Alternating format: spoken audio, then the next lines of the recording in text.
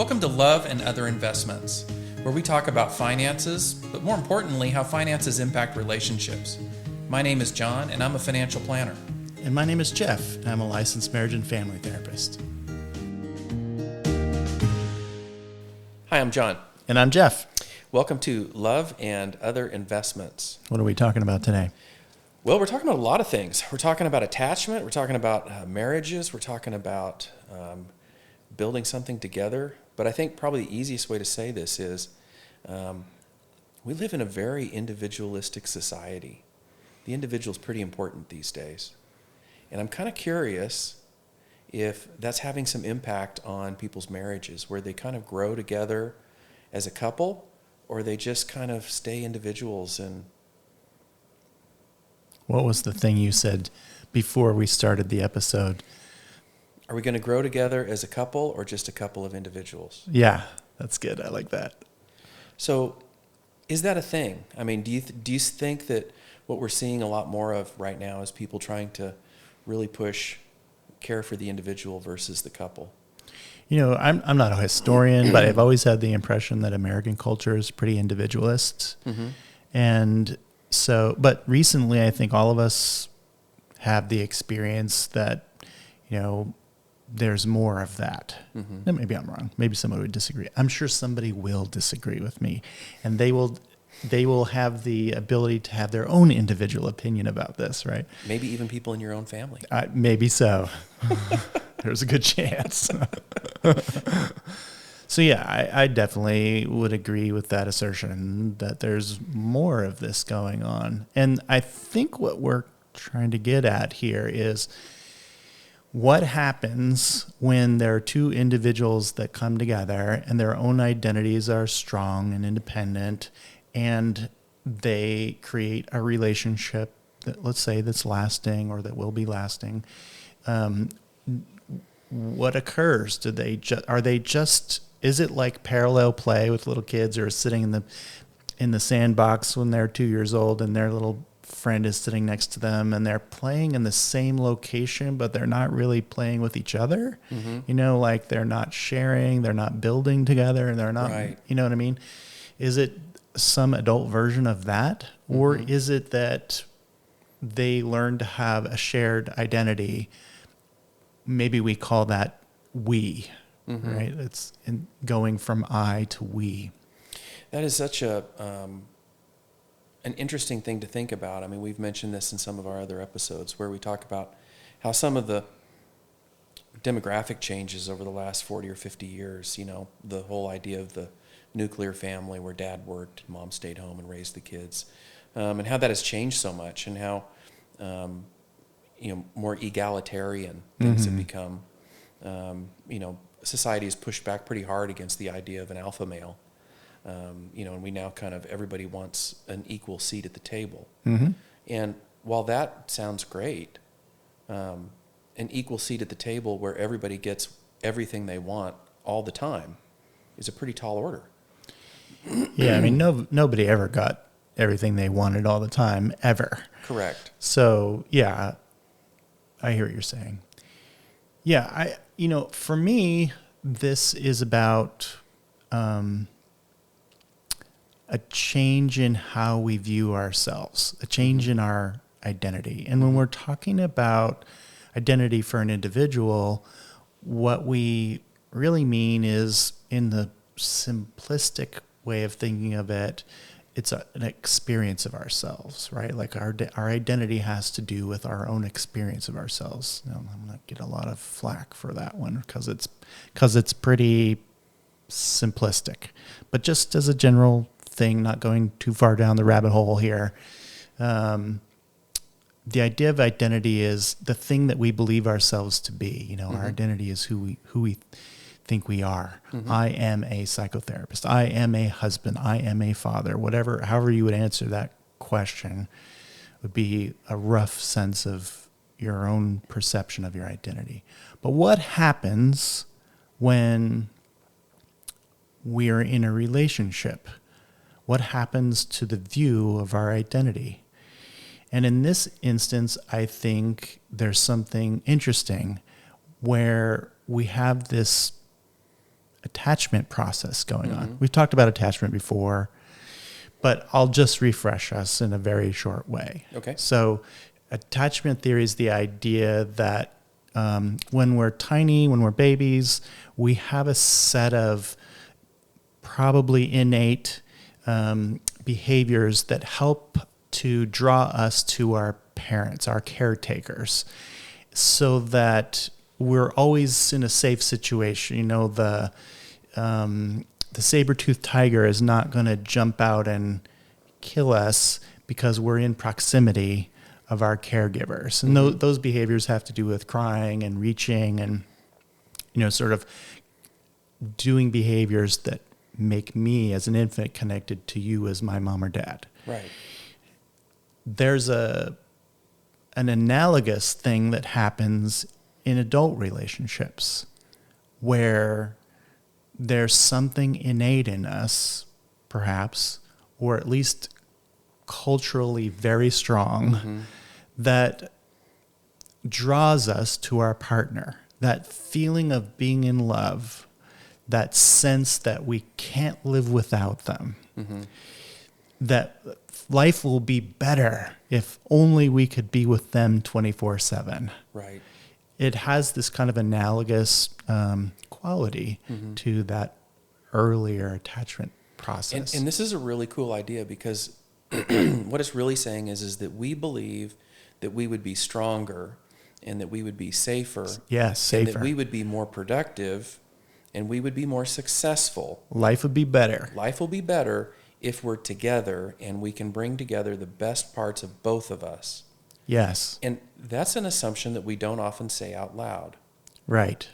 It's the Yes. quiet thing, right? It's the quiet thing. But if I'm in a relationship and I want to maintain my core identity as an individual, but I want to, as you said, shared play Right. with my spouse, Right. where there are parts of our relationship where we enjoy being together, but I'm still just me and you're still just you. We haven't really taken the big leap, have we?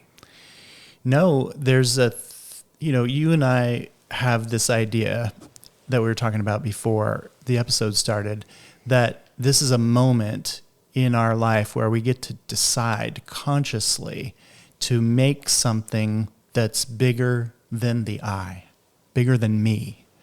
Right? We have this opportunity to be concrete and deliberate to make us. And this is so different than what we experience as children.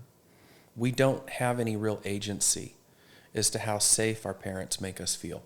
Right. We don't really It is have what a it voice is. where we say, hey, this is what I need, and when I reach for you, I need you to be there.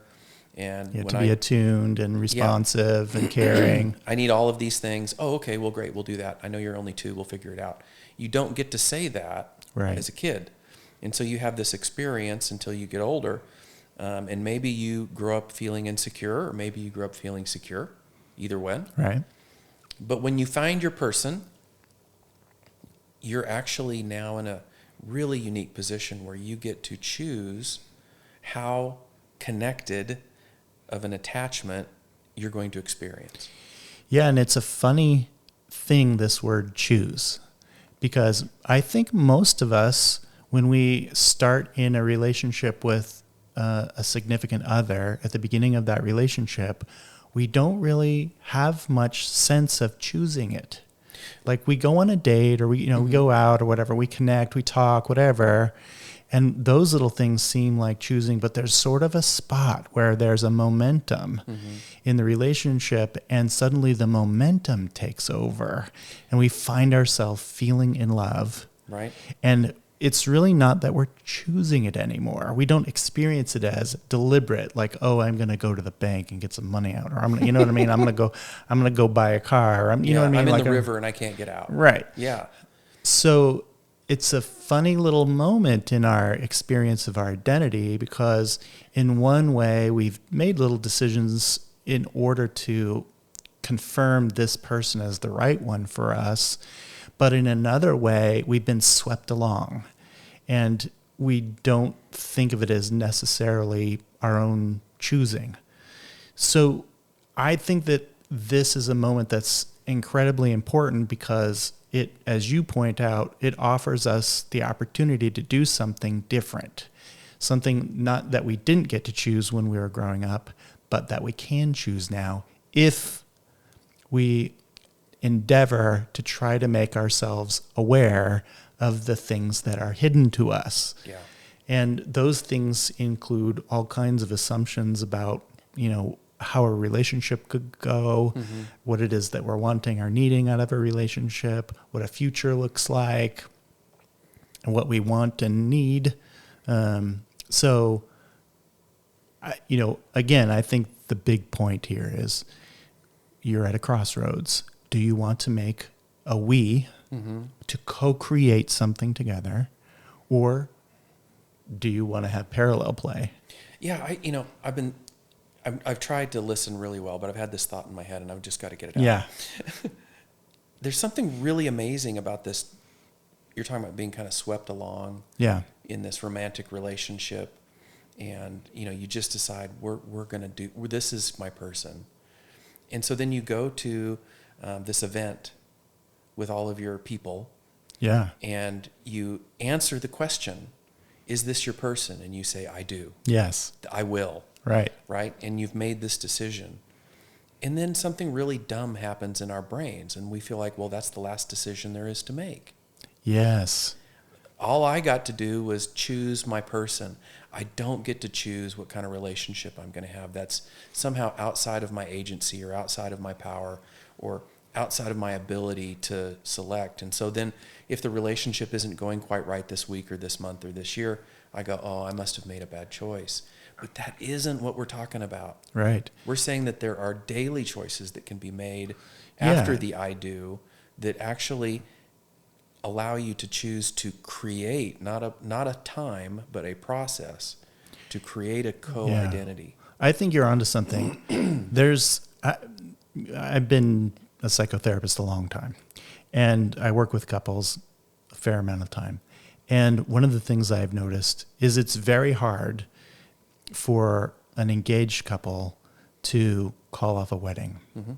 There is such a momentum, and they have such a profound experience of being in love and wanting to spend the rest of their life together that even if it's an incredibly bad fit, they most of the time choose to say I do. I think that momentum extends beyond the I do. That's what you're pointing out, right? And they just keep being swept along as if there's nothing there to build. It's just a thing where, I'm going to go to work and I'm going to come home and I'm going to have dinner with my partner and then maybe we'll watch TV and go to bed and that's it. It's just, hey, I'm in the process and this is what it is. For a lot of people, I don't think it ever gets to be to the point where they say, hey, what do we want to build together? Like, what do we want our relationship to be? Yeah, and that all waves eventually reach the shore and run out of energy. Yeah. And so it's great to have that initial romantic energy. It's great to have that push of nature, if you will. Yeah. That gets us together and gets us going. But at some point in time, it has to be replaced by work. And I know that our listeners have never heard this before, but some experts have floated the idea out there that marriage is work. Right. That maybe one or two. Yeah. I mean, but the work is, what we're saying is the work is in building this new we identity. That's right. At the expense, at the risk of giving up some of our individual identity.